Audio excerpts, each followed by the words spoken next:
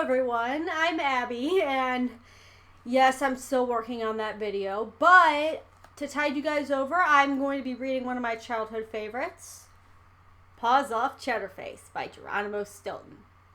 I got this at Half Price Books, by the way, if you can see the tag right here. I got it a couple of years back, like before COVID, and COVID's over now, so let's just start reading the first couple chapters. Alright, when we hit 15 minutes or 10 minutes, I'm not sure, I am going to have to leave you guys behind on a cliffhanger. So here we go. A whacking in the morning. It all started one morning. I was on my way to the office when I was stopped by an elderly female rodent. No, she didn't stop to ask me the time or to get my autograph. Oh, did I tell you? I'm a best-selling author and I run a newspaper called the Rodents Gazette. Maybe you have heard of me. My name is Stilton. Geronimo Stilton. This is him. Anyway, as I was saying, this mouse was not a fan. She was the exact opposite.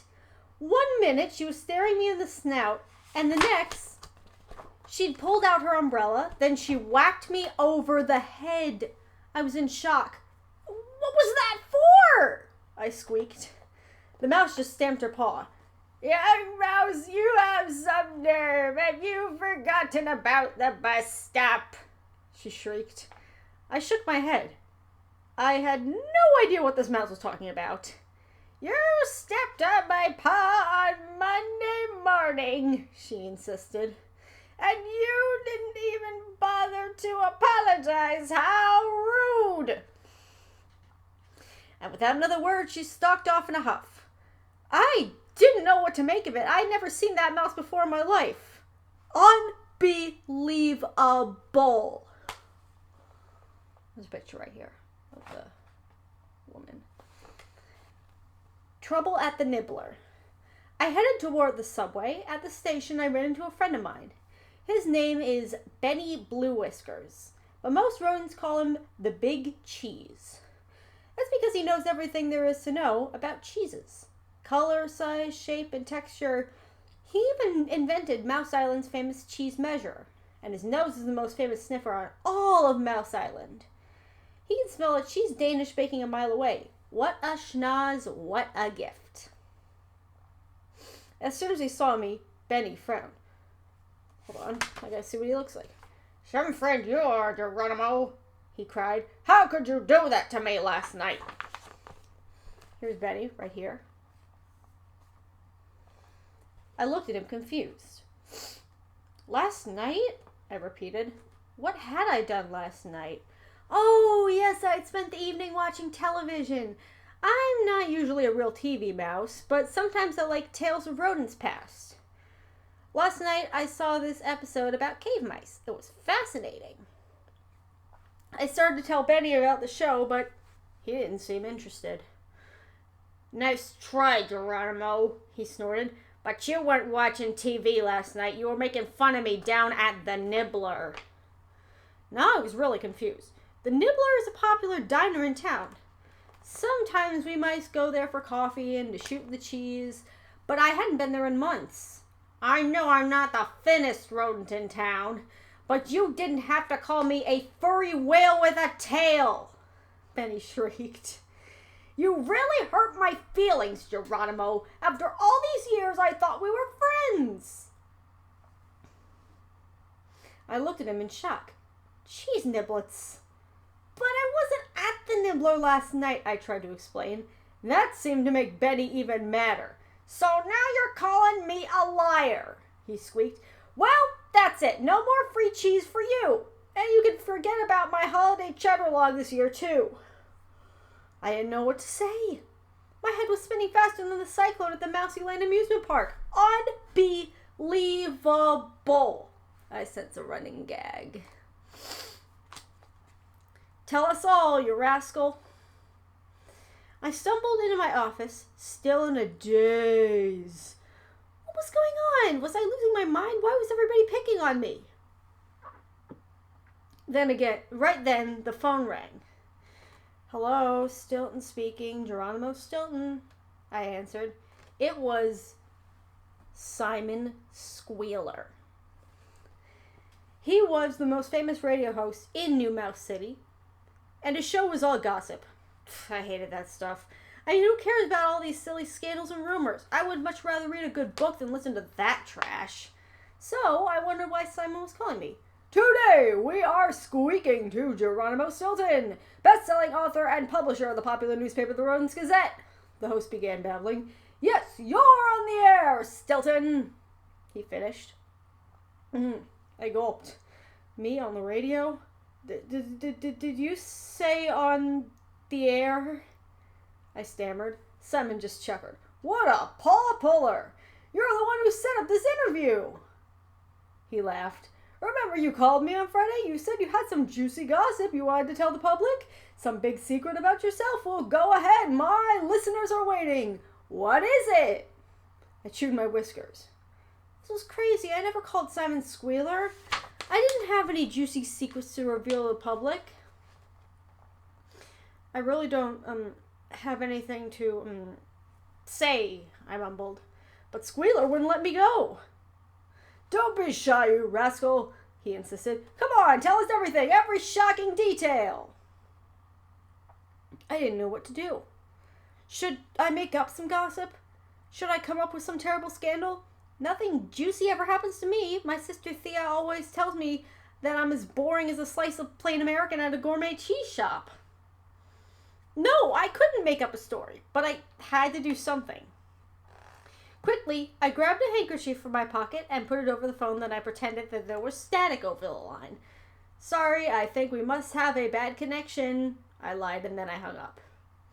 My sister may think I lead a boring life, but today wasn't one bit boring. It was getting wackier by the minute.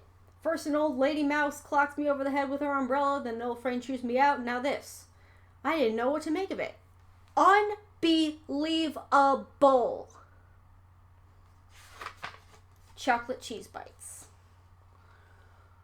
The phone rang again, but I was afraid to pick it up. And the ringing wouldn't stop. It was giving me a mouse-sized headache. At last, I gave in. Hello, Stilton speaking. Geronimo Stilton, I squeaked. A snooty voice came over the line. Yes, this is Samuel Stuffy Mouse from Sweet Selects. Your chocolate cheese bites are ready. Do you want them gift-wrapped, or will you be eating them today? Chocolate cheese bites. I hadn't ordered any chocolate. I mean, I love chocolate and cheese as much as the next mouse, but I was on a diet. I had started last week. So far, I'd only cheated once. My Aunt Sweetfur had sent me a pineapple cheesecake. How could I resist? I love cheesecake. Now I stare at the phone. I'm sorry? I told the mouse on the other end. You must have the wrong rodent. I didn't order any chocolates. Stuffy Mouse snorted. I'm a very busy mouse, Mr. Stilton, he huffed. I don't have time for games. Of course you ordered them. You were in Sweet Selects just yesterday. Now, do you want this chocolate gift-wrapped or not? I didn't know what to say. Why wouldn't anyone listen to me today? But I've never even heard of Sweet Selects. I tried to explain. This is Samuel Stuffy Mouse right here.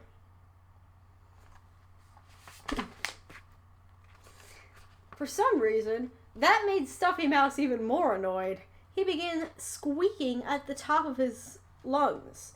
It seemed his store sold special gourmet chocolates. Each chocolate cheese bite was made by Paw. Some were even shaped like things. There were tiny mice, tiny cats, and even tiny trains. You ordered 5 pounds of our tiny tugboats, he shrieked in my ear. I felt faint. I don't even like boats. They make me queasy. Unbelievable. But Stuffy Mouse wasn't taking no for an answer. My delivery rat is on his way, he snarled. Please have your money ready. Seconds later, I heard a loud honking outside. I peeked out the window. I should have guessed. It was the Sweet Selects truck. A mouse dressed in a tuxedo, carrying a large box, jumped out. My bookkeeper, Ratsy O'Shea, led him into my office. She handed me my checkbook. What could I do? I had to pay for the chocolates. Old stuffy mouse would have my tail if I refuse. Besides, how expensive could a box of chocolates be? Uh-oh. Then I saw the bill. I began crying like a rat who found his Christmas stocking filled with coal instead of cheese. Are you okay, Mrs. Stilton? Ratsy asked.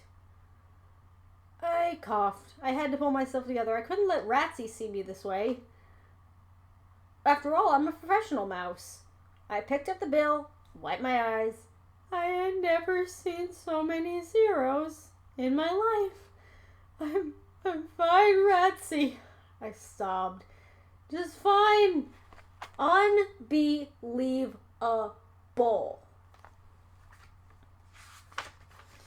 Down the toilet.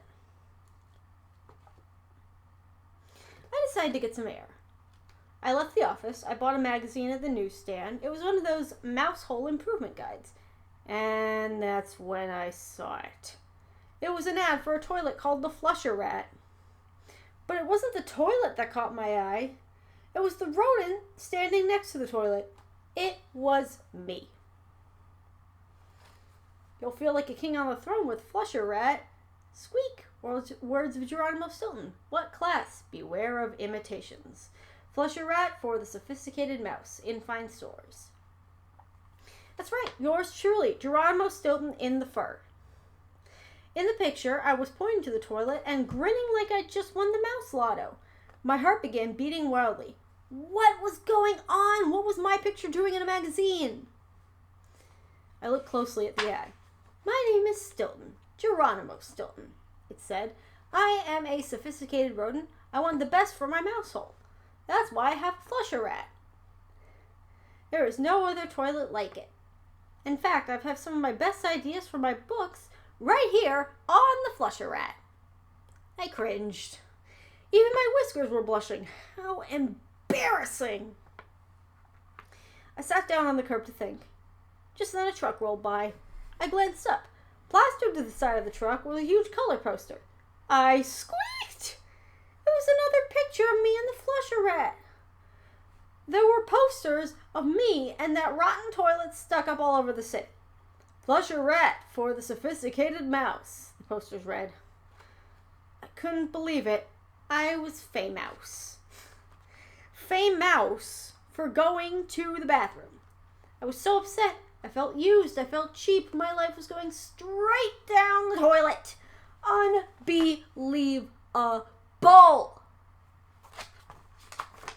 A thick-headed fur brain. I headed home. I had to find out what was going on. A crowd of rodents was waiting in front of my mouse hole. There he is! That's him! I heard them shout. Oh no, they must have seen the posters of me and the Flusher Rat. Maybe they wanted to ask me about toilet paper. A reporter stuck a microphone under my snout. Excuse me. Yeah. Mr. Stilton, I am Colin Chattermouse from Mouse TV.